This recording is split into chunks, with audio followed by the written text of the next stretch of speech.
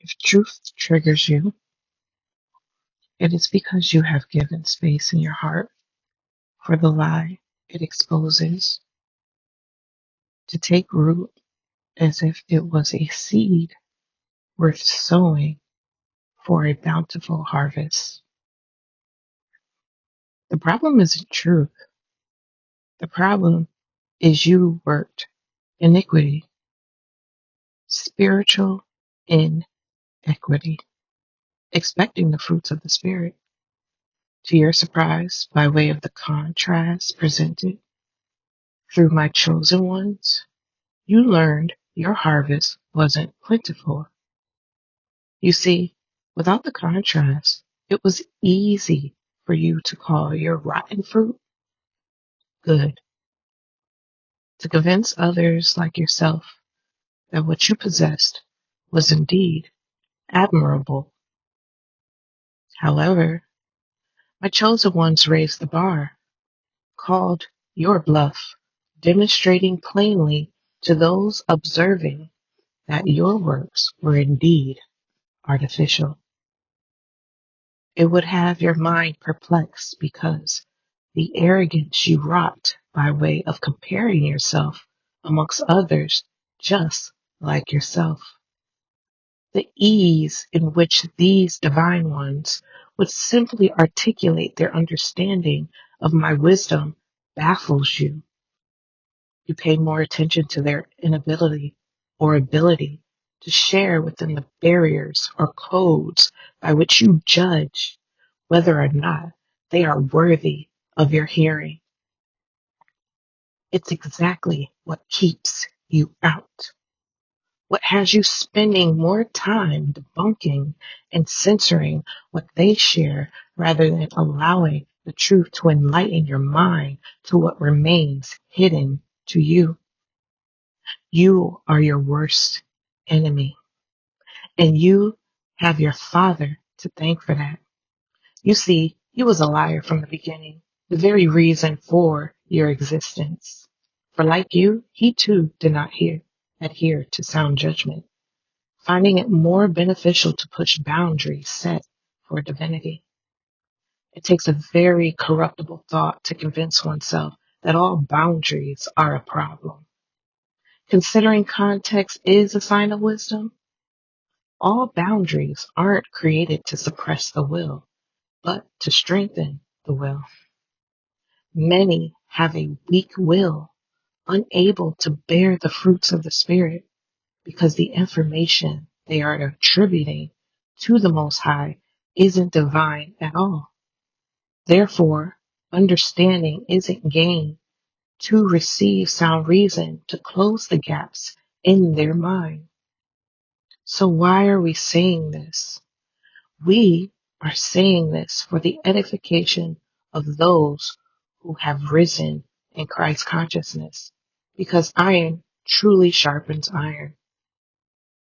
Those who are operating in divine wisdom have the understanding to encourage those who are coming along in their spiritual journey. They are a lighthouse because they are full of light. Darkness may blind the eyes of those who are waking up, but the light is exposure. It is what reveals to them what is hidden or seems to be distorted, causing blurred vision. Light provides a sharper image where contrast is in the balance and there is no confusion with regards to what is being seen. The Most High cares for our vision.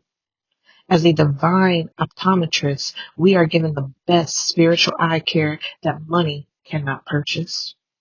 There is a process governed by its grace that must be experienced because it is through this experience that respect for that is gained authentically. Of course, this fear of God one speaks of outside of this experience is indeed false evidence appearing real. Real as in not being received from God. It is not the reverence one gains from a true divine connection. And so you may have many who lack in this divine relationship with their higher self, attempting to convince others of something they don't even understand, being driven by a need to be validated by their peers, and falsely attributing this to their connection to Source. It's not that our connection to each other is forbidden. It's that our priority isn't straight. Therefore, you cannot clearly identify and focus on what is important. What's important? I'm glad you asked. Honesty with oneself. That's important. Even when it doesn't put us in the best light. It's what is needed to accept the grace of God. The grace of God sheds light where we are at. Not where you've been, because that has passed. And not on the future, because that is determined by where you are now. If you are honest about your current station, then how can the grace of God be received? If you are not honest about your current station, then how can the grace of God be received? How can enlightenment be received if you insist on considering the fruit you currently bear sweet, juicy, and appetizing? If you think corruption is appetizing, wouldn't it make sense for you to turn your nose up at the real thing, considering you've convinced yourself of a lie? You will go into a mental dialogue in the effort to convince yourself that the contrast you witness through my chosen ones isn't better than that which you currently possess. Children even know better. They will quickly throw down the rotten fruit when observing that vibrant, colorful, and identifiably delectable fruit in the hands of another child. They may even look at what's in their hands and then what is in the hands of another child and insist on letting their mother know that is what they want. You do this, yeah? You don't hesitate to tell yourself what you want, but considering who your father is, you then go on to devise a plan on how to steal it. And since you know you are trying to steal what doesn't belong to you, you insist on developing yet another plan to conceal your acts of theft. You are constantly playing mental checkers with yourself, thinking that just because you're not honest with yourself, that others are just as dishonest and will fall for what you have fallen for. A strong delusion. So be stubborn if you must. You will if you continue to think this isn't about you and about someone else. If you don't love yourself enough to want to be better because you don't like the dis-ease that accompanies the lies you tell yourself, who can help you? Are you not the first responder to your feelings? And if that experience from within doesn't get your attention, how on earth can someone from without do this for you? If you hear, is it not because of grace? Because of the welcoming of that information? A testimony of your hospitality, of opening the door to a stranger. A stranger in the sense that is an angle of God. This higher perspective that was previously unknown to your conscious mind. Be not forgetful to entertain strangers, for thereby some have entertained angels unaware. Hebrews 13:2. Oh, you thought this meant God was testing you as to catch you off guard, to send a cherubim in disguise of a human, absent of wings, and of a lowly estate, as to demonstrate a lack of power, of lowliness of mind, or better yet, a homeless man or woman.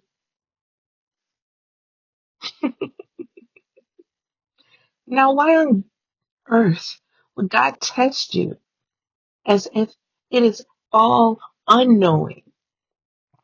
Let's focus on the word test for a moment. This is common in education, is it not?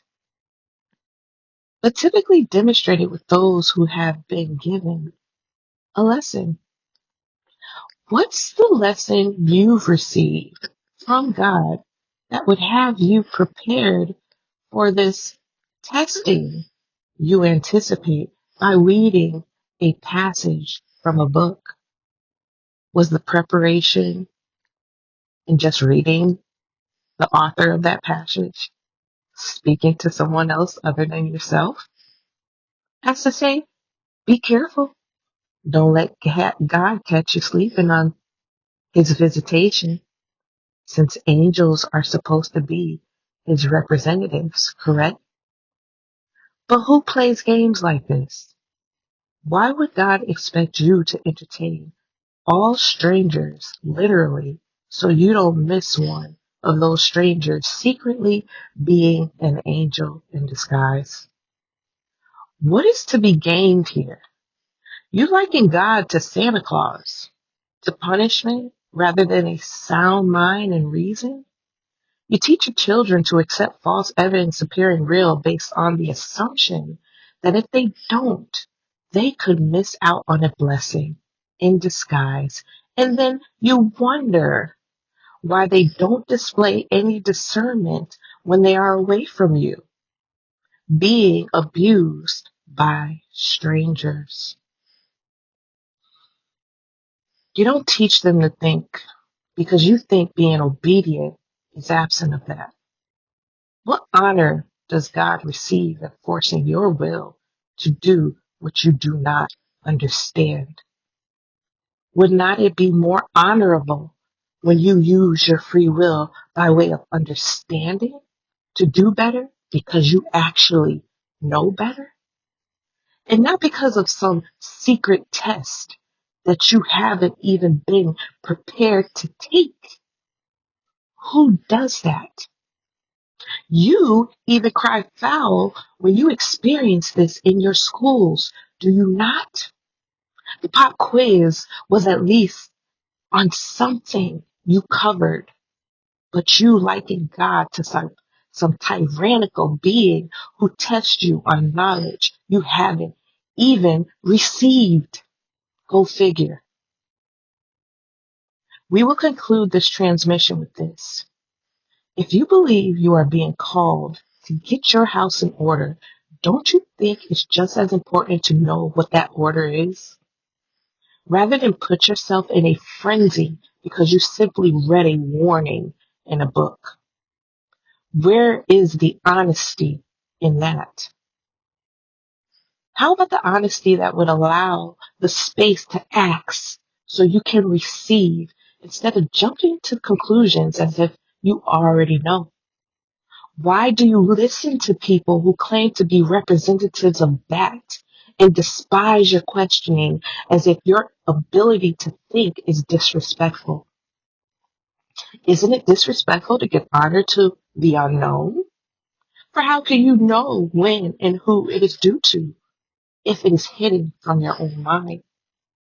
The calculations of the righteous avails much because that computation is more likely to be accurate considering the source is justifiable. You simply cannot protect what you don't understand. The Most High is not in the business of being defensive, because such would indicate there is an opponent, and indeed there is none. Divinity is a state of being, not contentiousness. All who oppose divinity do so because their state of being is in opposition to that and is consequently disagreeable. Consequently disagreeable. So it is what it is. End of transmission.